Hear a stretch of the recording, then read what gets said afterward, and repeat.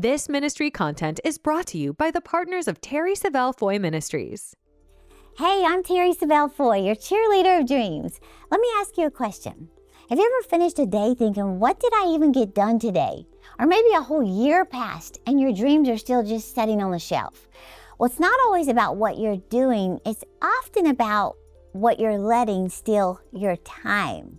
So today we're talking about 8 sneaky signs that you're wasting your time and your life. Now, some of these might surprise you, but they could be the very things keeping you from progress, peace, and purpose that you've been praying for. So grab your journal and let's expose some time thieves. And before I get into this, real quick, I want to ask if you'll do a big favor for me. Would you take a second and become a subscriber? That just means so much to me and my team, and it's just a little encouragement, or I would say like a little thumbs up, like keep going, Terry, from you to me. So I want to say thank you so much for doing that for me. Okay, 8 signs you are wasting your time and your life. Okay, number 1 is you keep saying yes when you should say no. You weren't called to do everything. And when you say yes to the wrong things, you're automatically saying no to the right ones. This reminds me of Lisa Turkhurst, the founder of Proverbs 31 Ministries. You know, Lisa once shared that she hit a season of complete burnout. Not because she didn't love what she was doing, but because she was just saying yes to everything. She was speaking at every event, writing every devotional, answering every email, and just slowly losing peace and energy and joy in the process. Her schedule was packed, but she said her soul was empty. It wasn't until she hit a wall that she realized, every time I say yes to something I'm not called to do, I'm saying no to something I am. So she made a brave decision. She started saying no without guilt. She began protecting her time and setting healthy boundaries. And what happened? Her ministry grew, her message became clearer, and she had space to write life-changing books like The Best Yes, which has helped thousands of women do the same. So here's the truth. Being a people pleaser will drain your purpose. You weren't called to do everything. You were called to do the right things. And protecting your yes is one of the most spiritual things you can do. So time waster number 1 is being a people pleaser will drain your purpose. Learn to protect your yes. Okay, number 2 is you're scrolling more than you're dreaming. Social media is fun. I get on Instagram every day and I post stories pretty much every day. But if you're spending more time watching other people live their dreams than pursuing your own, that's a red flag. They say the average person spends 3 hours or more a day on their phone, but that's over 1,000 hours a year. What could you build with that time? Think about it. I heard about a young woman named Brianna who was obsessed with watching YouTube and scrolling Instagram reels of influencers, traveling, building businesses, and living their dream lives. She would watch things like their routines, and she would take notes on their habits and save dozens of motivational posts. But her life wasn't moving. Well, one day she heard me on a podcast say, "You're scrolling more than you're dreaming." Well, that line just hit her like a ton of bricks. She realized she knew what successful people were doing, but she wasn't doing any of it. So she made a bold decision. She deleted Instagram for 30 days. Well, during that break, she used her free time to start reading books that gave her wisdom to map out her dream. She started designing products instead of watching others promote theirs. She launched some product on Etsy shop, posted her first YouTube video, not just consuming them, but fast forward a year later. She's not just watching dreamers, she's one of them. So the moral of this is you don't need more inspiration. You need more implementation. Unfollow distraction, follow your destiny. So time waster number 2 is passive consumption kills creative momentum. Trade comparison for creation. Don't waste your time scrolling. Okay, number 3 is you're waiting for the perfect time. Can I lovingly tell you there is no perfect time? Perfectionism is just procrastination in a fancy outfit. I've coached women who waited years to start a YouTube channel or a podcast because they didn't have the perfect lighting or camera or voice. If I waited for my voice to mature, we wouldn't be watching this today, would we? I'm still waiting for that moment. But anyway, someone with less talent but more courageous, gets started and gets results. So time waster number 3 is waiting for perfect is wasting your now. Hey, real quick, thank you for listening today. I love that you're here investing in your growth. I just want to take a quick break to share something exciting with you. On September 16th at 7 p.m., I'll be live with Pastor Mac Hammond and Nancy Dufresne for the Faith Building event. It's completely free and online, and we're believing with you for debt freedom, real estate breakthroughs, and supernatural provision. We'll share real testimonies, teach practical faith principles, and pray over your request live. This could be your moment for breakthrough. So go to terry.com/faithbuilding-event to register or click the link in the description. All right, let's get back to the conversation. Okay, number 4 is you hang out with people who talk but don't take action. Your friends are either pulling you closer to your dream or distracting you from it. A woman in our mentorship program told me her biggest breakthrough came when she stopped hanging out with friends who constantly complained, gossiped, and stayed stuck. In fact, Jessica used to hang out with the same 3 friends every weekend. They would meet for coffee, scroll through social media together, complain about their jobs, talk about their exes, and say things like, one day I'll start that business. Well, week after week, nothing changed. But Jessica had a dream to launch a Christian planner brand, but she felt stuck and uninspired. Well, one night after another vent session, she realized, I leave these hangouts drained, not driven. Well, that week she made a bold move. She started spending less time with her comfort crew and more time with a small group of women that she met in our mentorship program. Well, these women who were speaking faith, they're setting goals, they're celebrating progress and taking action. Within 90 days, Jessica finished her prototype, she launched her journals, and she got her first 100 orders. Well, when asked what changed, she said, it wasn't my dream that changed, it was my circle.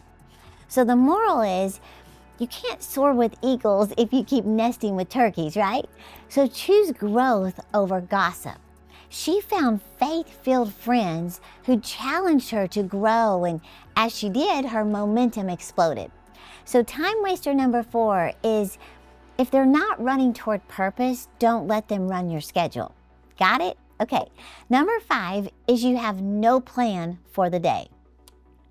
Now, this is one of the most common ways people waste time is just winging it. There was a girl named Lena who was constantly overwhelmed. She had big dreams to write a devotional, launch a podcast, build a side business, but every day just felt like this blur of distractions. She would start strong in the morning and then scroll, clean, answer text, and by 8 p.m. she just felt defeated.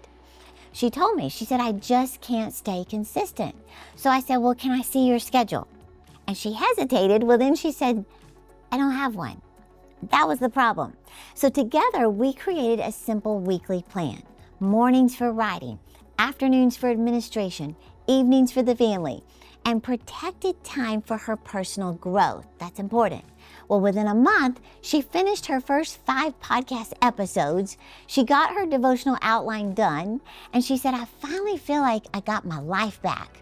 She didn't need motivation, she just needed a map. So the moral is, if you don't tell your time where to go, it'll disappear. So plan your day, and your day, let me say it like this. If you don't plan your day will plan you.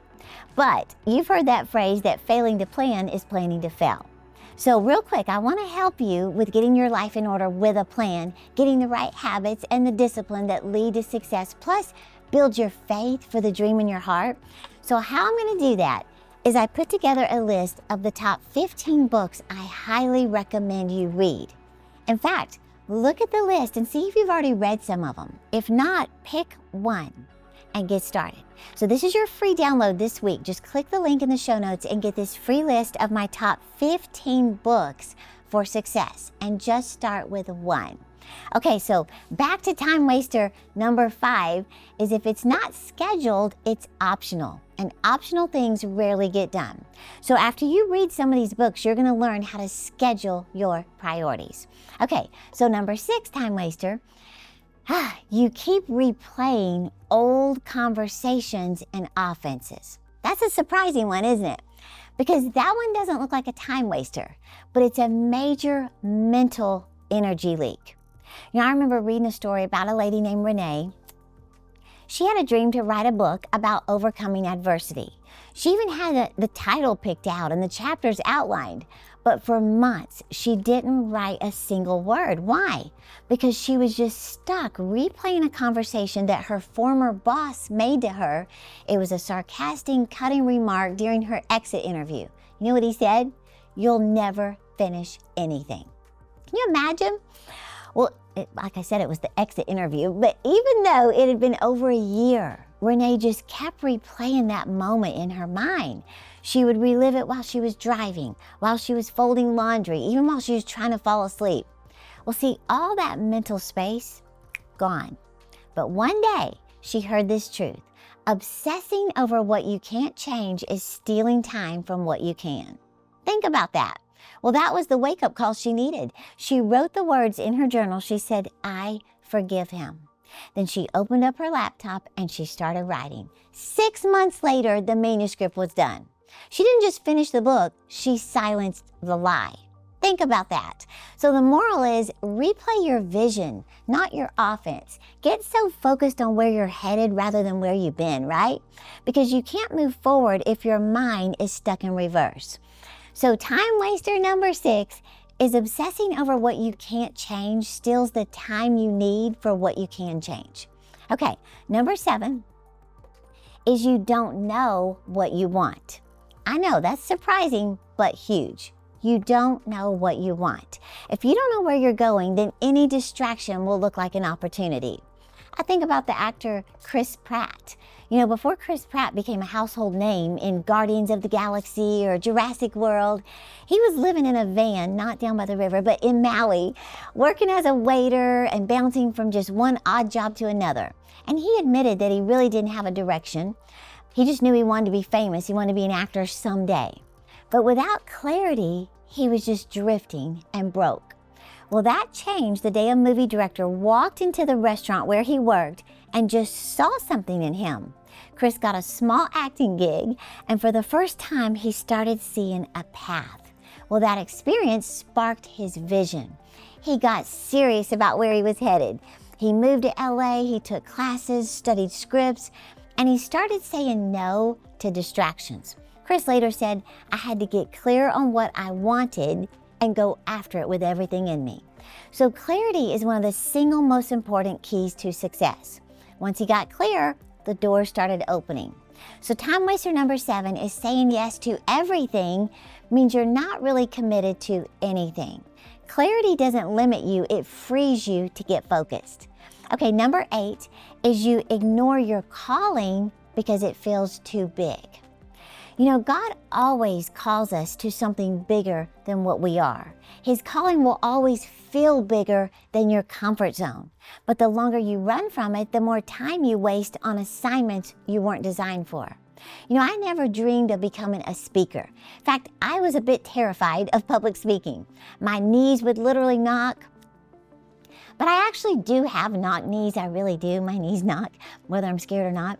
But I was so much more comfortable being a ghostwriter. I wrote over 30 books for other people, 25 just for my dad. And I liked being behind the scenes, quiet, safe, out of the spotlight. But deep down, I knew God was calling me to help people dream again, to use me as a voice, a soft-spoken voice, but to bring hope and clarity and direction to people's lives. And at first, it just felt too big. I wasn't polished. I wasn't confident. I didn't think I had the personality for it. I can't yell. I can't shout. But the longer I avoided it, the more restless I felt because I was working on good things, just not the God thing. Well, finally, I said yes to my big vision, shaking in my stilettos. I started reading books that built my confidence and my faith, and I put some of those books in your free download. And guess what happened? The doors started flying open. Speaking events, books, television, a YouTube channel that's now reaching millions of viewers thanks to you. But the truth is, God's calling will always feel bigger than your comfort zone. But that's where the miracles happen. So time waster number 8, I will be the first to tell you, delayed obedience delays your destiny. But here's the good news. Awareness is the first step to change. If any of these hit home for you, don't feel bad. Feel empowered and make one change today. Maybe you could eliminate just one time waster. Reclaim your time and redeem your life, right? Because your dreams are too important to delay any longer. And I want to say thank you for listening. And of course, remember, I am cheering you on to live your dreams.